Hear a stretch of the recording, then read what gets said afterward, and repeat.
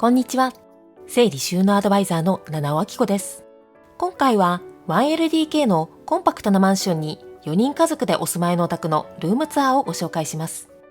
このチャンネルでは収納や片付けを中心とした暮らしに役立つ情報を発信していきますので、ぜひチャンネル登録をよろしくお願いします。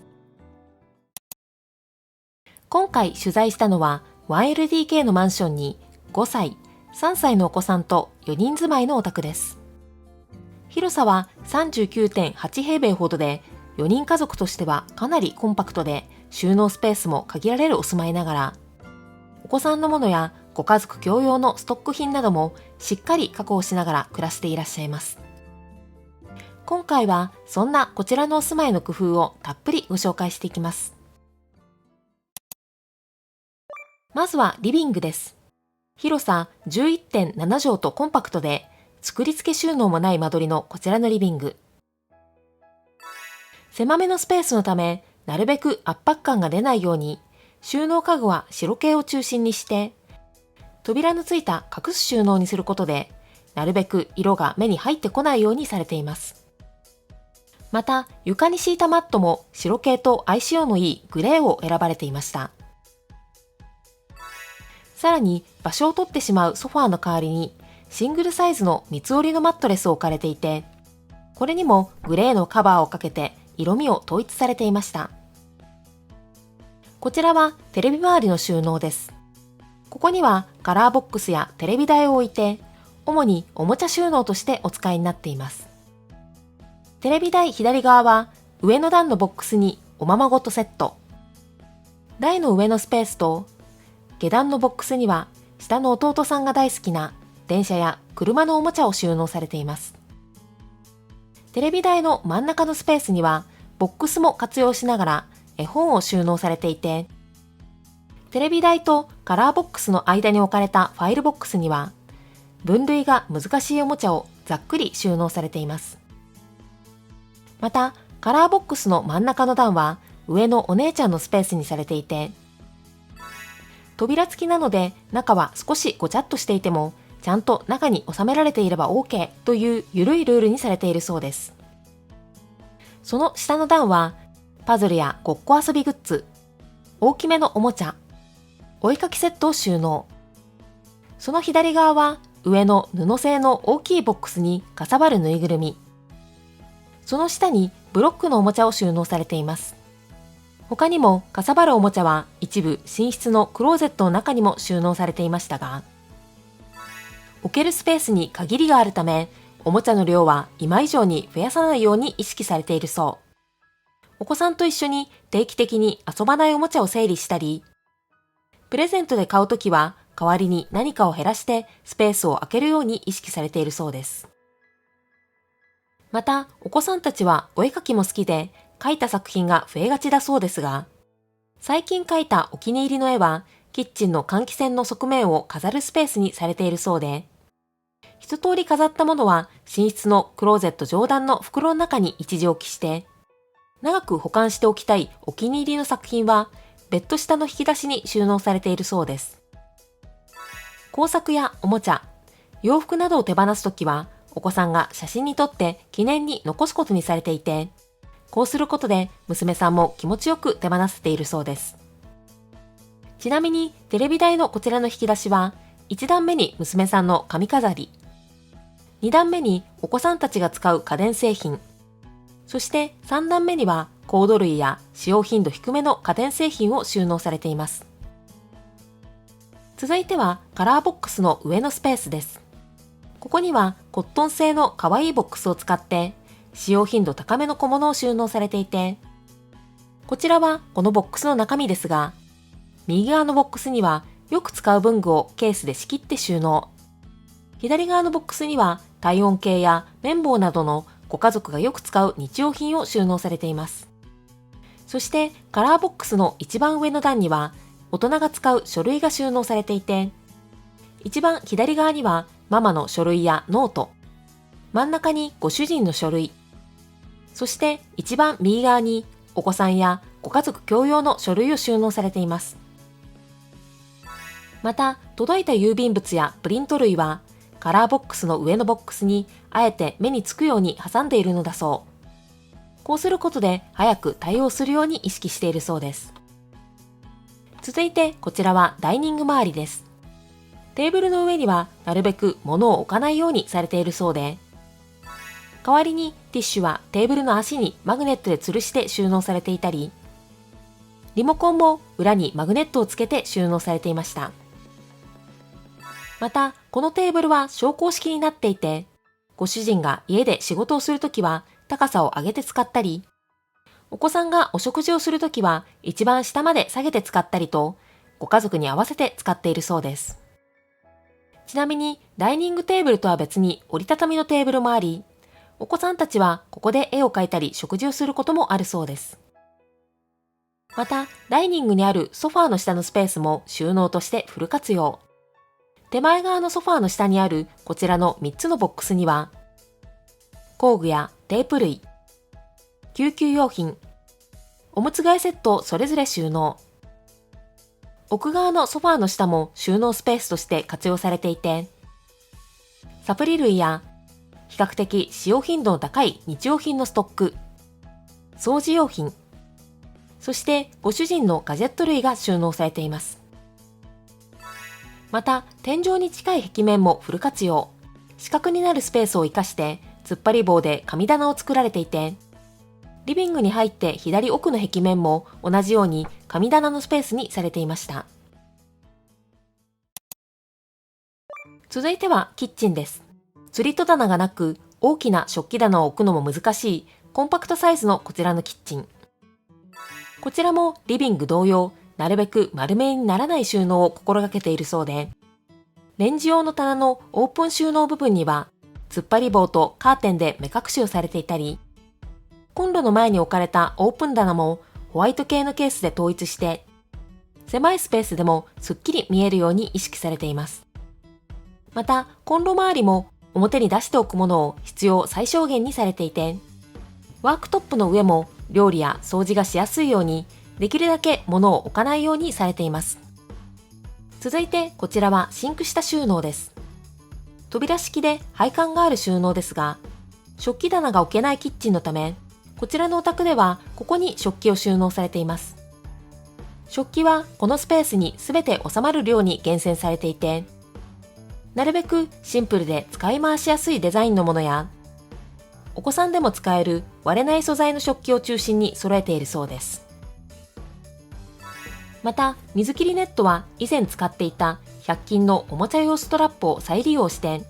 包丁ケースに固定して収納されています。続いて、シンク下のもう1箇所の扉です。こちらは右側の両開きのスペースと中でつながった構造になっていましたが、突っ張り棒とワイヤーネットを使って空間を仕切られています。右側は突っ張り棒のキャップを外したら、ちょうどシンク下用ラックの穴に入れられたため、それを上手に利用して固定されていました。仕切った空間には上段に保存容器や使い捨てカトラリー、下段にはお弁当グッズやざる、ボウルを収納されています。続いてこちらはコンロ下収納です。こちらも扉式の収納になっていて、伸縮式のラックで空間を仕切りながら、お鍋やフライパン、蓋や持ち手、ミキサーなどを収納されています。そしてこちらはシンクとコンロの間の引き出しですが、ここには包丁やカトラリーなどを量を厳選しながら収納されています。続いてはコンロ前にあるシェルフです。一番上の段は吊り下げラックを使って空間を仕切られていて、ケースの中にはキッチン用のクロスやビーラーなどの調理器具、計量カップやスケールを収納。ラックの下のケースにはだしや塩コショウなどの調味料、スポンジや使い捨ての手袋、お玉などの調理器具を収納されています。こちらはその下の段ですが、左側のケースには100円ショップの書類収納用のケースを使ってゴミ袋をサイズ別に分けて収納。その右側のケースにはレジ袋や常温保存する液体調味料を収納されています。ちなみに液体調味料で冷蔵保存するものは野菜室に収納されていました。そしてこちらは一番下の段ですが、ここにはお米のストックやお水などの重いものを収納されていました。続いては冷蔵庫の横にあるレンジ台です。幅の関係でコンパクトな収納しか置けなかったというこちらのレンジ台。こちらはカーテンで目隠しされていたレンジ下のスペースです。ここは本来は炊飯器用として設計されているスペースでしたが、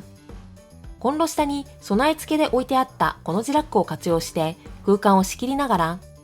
調味料や飲み物のストック収納として活用されています。そしてこちらはその下の扉収納です。コンロ前にあったシェルフはリビングからも見えるため、ケースの色味などを統一されていましたが、こちらは扉があって見えないため、ケースはお手持ちのものを使い回されているそうです。こちらは食品収納スペースとして、お茶漬けやふりかけ、乾物や缶詰などのほか、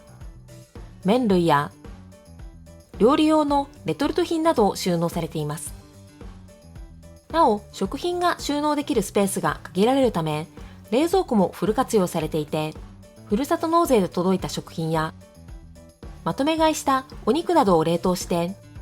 それを上手に活用しながらスペース不足を補っていらっしゃいました。また、レンジの上のスペースには、パンや蜂蜜、ナッツ類やプロテイン、コーヒー、紅茶などよく食べる食品を収納されていました。さらに収納不足を補うために、冷蔵庫の上のスペースにも突っ張り棚をつけて、吊り戸棚代わりに有効活用。こちらも目隠しできるように突っ張り棒でカーテンを取り付けられています。ここには飲み物やサプリ、消耗品のストックのほか、使用頻度低めのかき氷機やお菓子作りの道具などを収納されています。さらにその手前の踏み台がなくても取れる位置には、大きいボックスにお菓子のストック、小さいバッグに処方薬を収納されていました。続いては寝室です。6.3 畳ほどのスペースとなるこちらの寝室。狭いお住まいの場合、お布団で寝ているお宅が多い中、こちらのお宅は収納力を重視してベッドをお使いになっています。手前側にシングル、奥側にセミダブルのベッドを置かれていて、普段寝るときはベッドの横にマットレスを敷いて、こちらに息子さんが寝ていて、ベッドにご夫婦と娘さんが寝ていらっしゃるそうです。続いては寝室のクローゼットです。このお宅で唯一のまとまった収納となるこちらのクローゼット。扉にはフックをつけて使用頻度の高いバッグを吊るせるようにされています。こちらはクローゼットの中の様子です。ここにはご家族全員のハンガー掛けの洋服を収納されていて、スペースに限りがあるため、ご自身の服は4、50着程度に収めるようにして、新しい服を1着買ったら1着手放して服を増やさないように意識されているそうです。洋服の下にはスチールラックを置いて、リビングに置けないものを収納するスペースにされていて、一番上の段にはプリンターやアルバムなどを収納。2段目の手前には長期保管の書類や裁縫道具、2軍のおもちゃ類、奥側にはコピー用紙やアイロンを収納されています。そして3段目は手前側にママの私物や鼻水器、防災用品、奥側にヘルメットやママの仕事道具などを収納されています。また枕棚もフル活用されていて、左側の3つのボックスにはご夫婦それぞれのバッグや小物、お子さんのプール用品などを収納。右側にはママの仕事道具を収納されていました。続いてはクローゼット前にある4段のチェストです。こちらは1段目にご主人とお子さんたちのパジャマ、2段目に娘さんのオンシーズン服、3段目に息子さんのオンシーズン服を収納。そして4段目にママの服を収納されています。ちなみにチェストの前にはこちらのボックスを置いて、まだ洗わない部屋着やブランケットなどを一時置きされているそうです。続いてベッド下収納についてもチェックしていきます。まずは手前側のベッドの引き出しです。一番奥の引き出しにはご主人のオンシーズン服を収納。真ん中の浅い引き出し上段はご主人のインナー類。下段には工具や使用頻度低めの文具を収納されています。そして一番左側の引き出しには旅行グッズなどを収納されていました。奥側のベッドの引き出しは取り出しにくいため、使用頻度低めのものを収納されていて、右側の引き出しにはお子さんの作品や思い出品。真ん中の引き出しにはご主人のオフシーズン服などを収納。左側の引き出し上段には季節の飾り物やイベントグッズ。下段には本や DVD などを収納されていました。さらにこちらのベッドは真ん中のスペースも収納になっていて、手前側は防災備蓄を兼ねて飲み物や日用品のストック、プール用品などを収納。そして奥側には季節家電やツリー、キャリーケースや年賀状などを収納されているそうです。続いては洗面所です。こちらもコンパクトで収納が少なめの構造になっています。まずは洗面台です。賃貸のお住まいに多い鏡裏収納がない構造のこちらの洗面台。鏡の横の収納はスペースが限られるため、置くものはよく使うものだけに厳選して散らからないように意識されているそうです。また、洗面台の上もほとんど物が置けないため、鏡横のケースに100均のフックなどを組み合わせて、メガネや掃除道具を吊るせるように工夫されています。コップもキッチン用のペットボトルホルダーをつけて、水切りしながら収納できるようにされていたり、洗面台下の扉の持ち手にドライヤーもフックで吊るして収納されています。続いてこちらは洗面台下の扉収納です。ここには掃除用品や歯ブラシのストックなど、洗面周りの小物のほか、柔軟剤やハンドソープなどの詰め替え用ストック、メイク道具などを収納されています。さらに洗面台の横の隙間にもワゴンを置いて収納スペースとしてフル活用。ヘアワックスや洗濯用石鹸、ヘアスプレーや掃除用洗剤、洗濯用洗剤などを収納されています。続いてこちらは洗濯機周りのスペースです。こちらも限られたスペースをフル活用。洗濯機の右側の壁面には2箇所フックをつけて、お子さんたちの保育園用のリュックがかけられるようにされています。さらに洗濯機の横にはマグネット式の傘立てをつけて、傘も収納されていて、玄関のスペース不足を玄関のすぐ近くにある洗面所で補う工夫をされていました。また、洗濯機の上には突っ張り棚も取り付けられていて、こちらのボックスには洗濯ネットやフェイスタオル、ハンカチやティッシュを収納。その上の段にはバスタオルを丸めて収納されていて、さらにその上の段にはハンガーや予備のタオルなどを収納されていました。さらに洗面所だけでなくトイレも限られたスペースをフル活用。上にある作り付けの棚は突っ張り棒とカーテンで目隠しされていて、中にはおむつのストックやサニタリー用品、トイレットペーパーのストックを収納。手前にも突っ張り棒をつけることで奥行きが余るストック品も落ちないように工夫されています。またトイレの横の隙間にはキャスター付きのワゴンを置かれていて、ここには普段使うサニタリー用品やトイレットペーパー、掃除道具をすぐ取れるように収納されていました。そして最後は玄関です。かなりコンパクトなスペースながら表に出すものを最小限にしているため、とてもスッキリされています。こちらは下駄箱下段です。上半分のスペースにはお子さんたちやママの靴をここに入るように厳選して収納。そして下半分のスペースは防災用の備蓄品やお子さんたちのレインコートを収納されています。続いてこちらは下駄箱上段です。ここにはご主人の靴を収納されているほか、スリッパや防水スプレー、虫除けやサングラスを収納。さらに扉裏にはフックをつけて、お子さんたちの帽子も収納されています。また、下駄箱上段にはハンギングラックも吊るされていて、ケースの中にはポケットティッシュや絆創膏、マスクといったすぐ使いたいものを収納されています。さらに下駄箱の向かい側の壁面にもフックをつけられていて、お子さんが登園の時に使うアウターや冬場に使うマフラーや手袋などを収納されていました。では最後にこちらのお宅の収納のポイントについて私の視点から解説させていただきたいと思います。まず一つ目のポイントは、狭めのスペースでも生活感を抑える工夫です。こちらのお宅は4人家族としては狭めの間取りで、作り付け収納も少ない構造になっていました。ですが、それでもなるべく圧迫感がないように、家具の色味を揃えるように工夫されていました。また、おもちゃや書類も扉付きの収納を使って収納したり、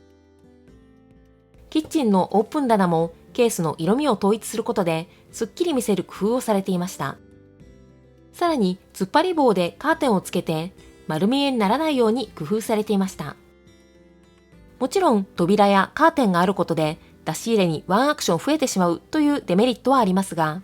こちらのお宅では多少手間が増えても見た目のスッキリ感の方を大事にしたいという優先順位をしっかり決められているのが印象的でした。そしてもう一つのポイントが収納スペースを増やすための工夫です。こちらのお宅では収納スペースを増やすためにあえて布団ではなくベッドを置いて、ベッド下にストック品や小物を収納できるようにされていたり、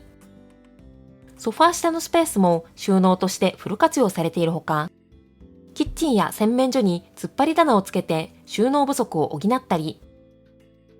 隙間にワゴンを置いて収納スペースを作られていました。もちろん洋服やおもちゃなどの増えやすいものは限られたスペースの中でやりくりするよう意識されていましたが、ストック品や防災用品などを置けるスペースはしっかり確保されていたため、ミニマリストさんのような暮らしを目指すのはなかなか難しいというお宅でも参考にしやすいお住まいの使い方だと感じました。いかがでしたか？ご家族の人数に対してお家が狭いことにお悩みの方は、ぜひ参考にしてみてください。このチャンネルではルームツアー動画で取材させていただくお宅を大募集しています。詳細は概要欄のリンクからご覧ください。最後にこの動画を気に入ってくださった方はチャンネル登録とグッドボタンをぜひお願いします。それではまた次の動画でお会いしましょう。